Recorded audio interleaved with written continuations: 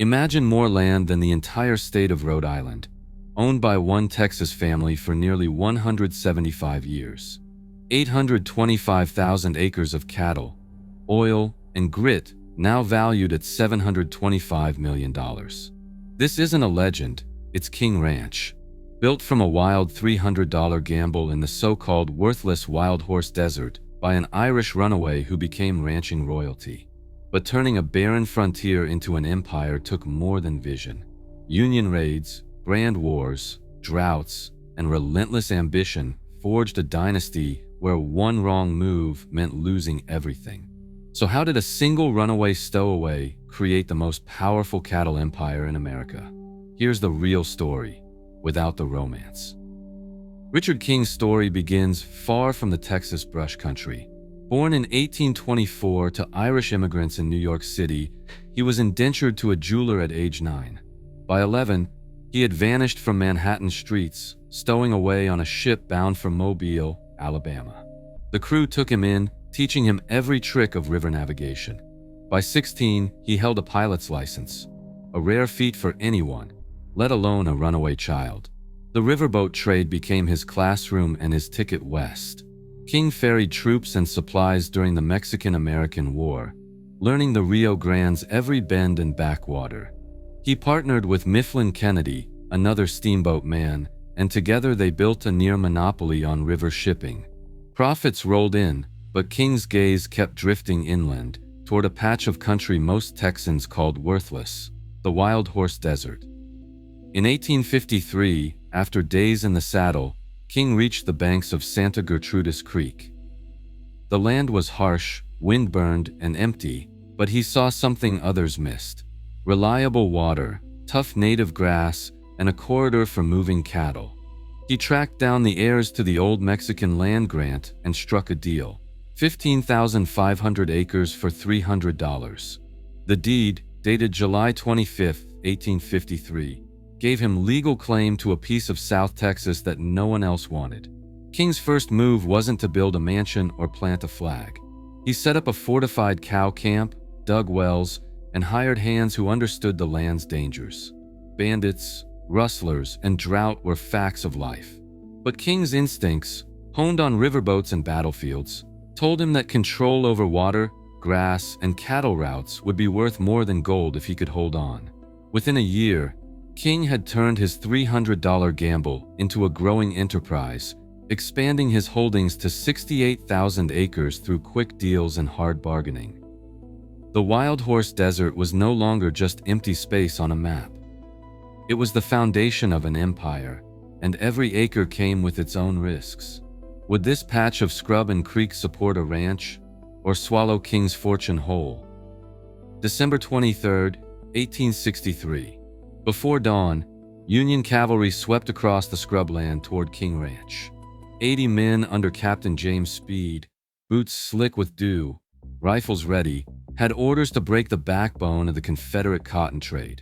Richard King, warned days earlier, was already gone, leaving behind his most trusted foreman, Francisco Alvarado. The soldiers didn't hesitate. Shots cracked through the ranch house walls. Alvarado fell, killed defending the King family's name and home.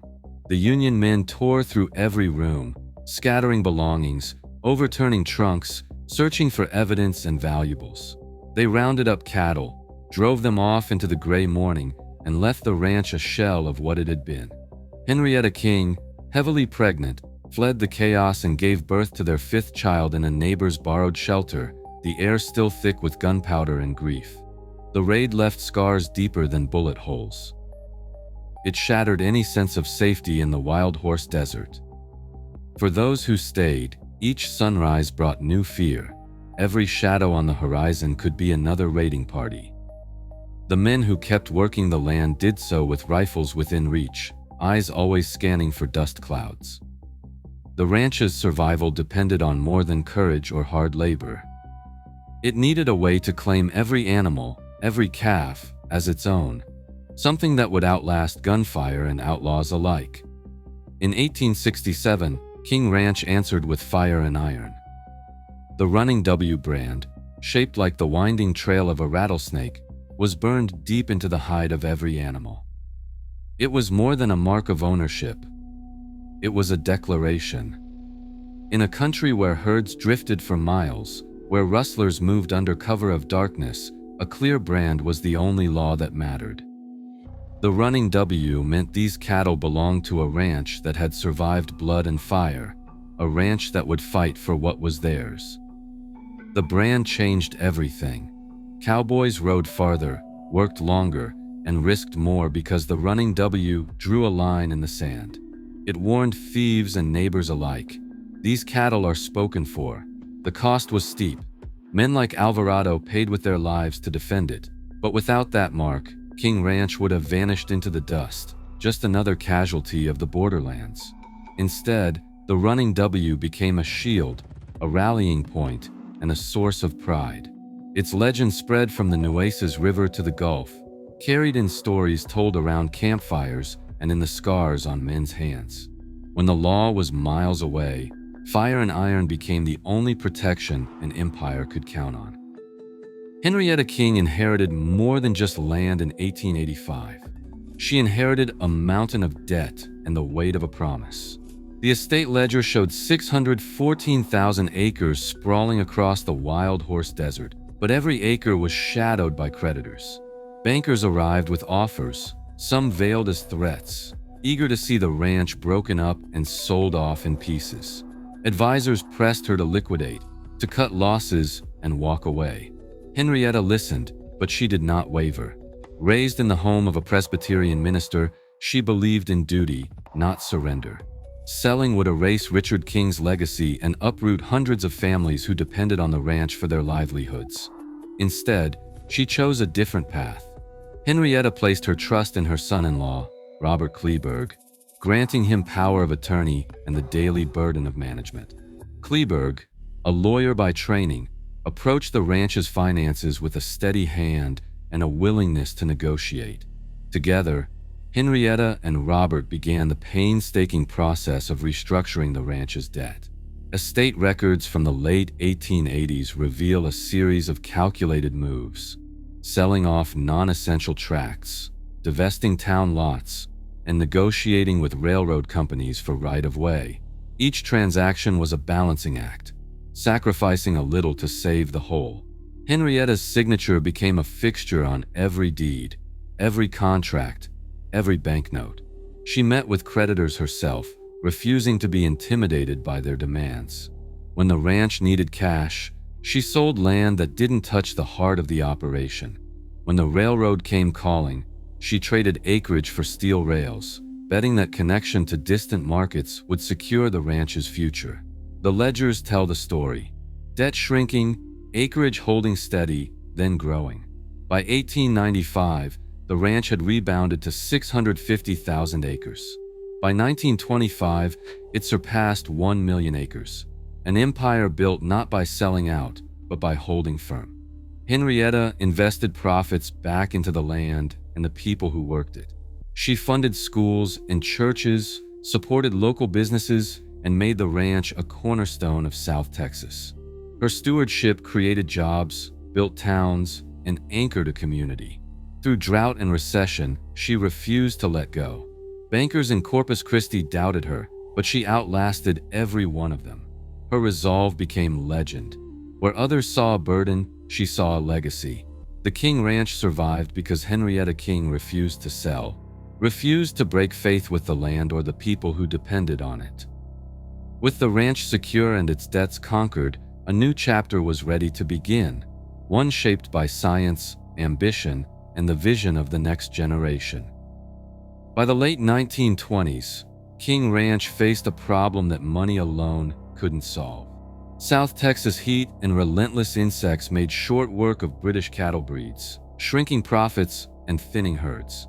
Robert Kleberg, now running the ranch, refused to accept the limits of the land. He turned to science, assembling a research team of ranch hands, veterinarians, and outside consultants. Their mission was clear: breed a new kind of beef animal, one that could thrive where others failed. The work began in the early 1930s. Kleberg's team started with Brahman cattle, humped, heat-tolerant animals from India, crossing them with British Shorthorns known for tender beef. Each generation was logged in battered notebooks. Every calf weighed, measured, and tracked for toughness. Failures piled up. Calves that wilted in the sun or lost weight in drought were culled. Only the survivors advanced, each one a step closer to the goal. The experiment wasn't just about bloodlines. Kleberg demanded hard numbers. Feed conversion rates, carcass yields, and disease resistance were charted year after year. By 1935, the team had produced a line of red, slick-coated cattle that handled South Texas heat better than anything before. But recognition didn't come easy. The ranch submitted its records to breed associations, inviting outside inspection and review. Skeptics from other ranches watched closely, waiting for the project to collapse under its own ambition. In 1940, the United States Department of Agriculture officially recognized the Santa Gertrudis as the first new beef cattle breed developed in America. The announcement made headlines in agricultural journals from Texas to Montana. For King Ranch, the payoff was immediate. Santa Gertrudis cattle gained a reputation for rapid weight gain, hardiness, and high-quality beef, fetching premium prices at market. Other ranches lined up to buy bulls and heifers, eager to seed their own herds with King Ranch genetics. Behind every sale was a decade of trial, error, and relentless record-keeping.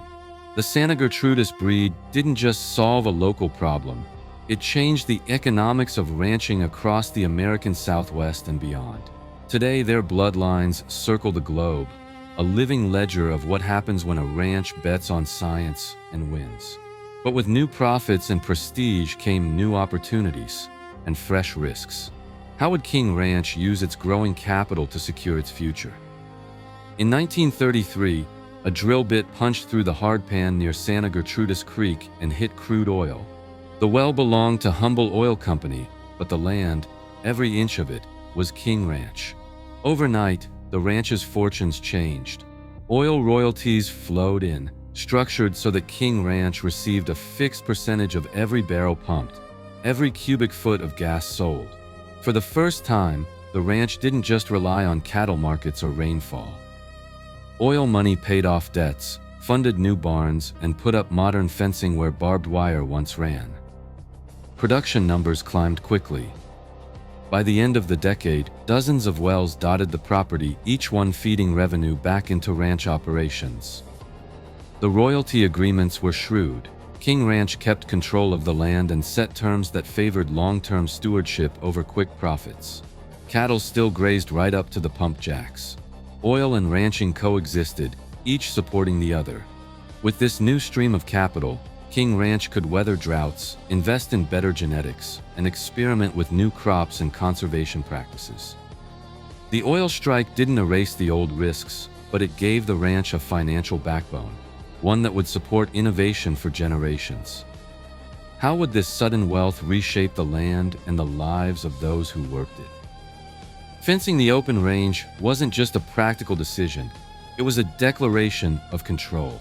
In the late 1800s, King Ranch became one of the first operations in South Texas to string barbed wire across the Wild Horse Desert, ending the era of wandering herds and open boundaries. Fence-cutting wars erupted as neighboring ranchers and outlaws fought to keep the old ways, but King Ranch held its ground. With boundaries secured, the ranch could manage land and livestock on a scale few imagined possible. Rail lines soon followed, running deep into the heart of the ranch. Cattle no longer faced weeks-long drives to distant markets. Instead, they rolled out by the thousands in private rail cars, fattened on native grass and ready for sale. The ranch's approach to transport set a new standard, slashing costs and keeping profits close to home. Horses were more than tools. They were a signature. In 1940, a King Ranch stallion named Wimpy became the first American quarter horse ever registered, earning the number AQHA number 1.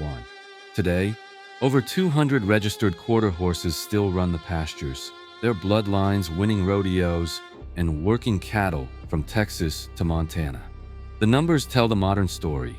King Ranch employs more than 300 people year-round, supports the entire town of Kingsville, and generates over $100 million annually. Satellite tracking and GPS collars now guide herd movements, while data analytics drive breeding and land management decisions. The Running W brand, once forged in fire and iron, now stands for a $725 million enterprise, living proof that innovation and grit still rule the Texas range. Today, King Ranch covers 825,000 acres, over 48,000 acres larger than the state of Rhode Island. Historical records confirm it began with Richard King's $300 purchase in 1853 and survived the Civil War raid of 1863, decades of drought and economic risk. The development of the Santa Gertrudis cattle breed in 1940, the pioneering use of barbed wire, and the 1933 oil discovery each reshaped its destiny. Yet, company documents show that the details of some land transactions and family decision-making remain private, and the complete financial impact of oil revenues is still not fully disclosed. What is clear? 6 generations of family leadership, 35,000 head of cattle, and a $725 million valuation stand as proof of relentless adaptation.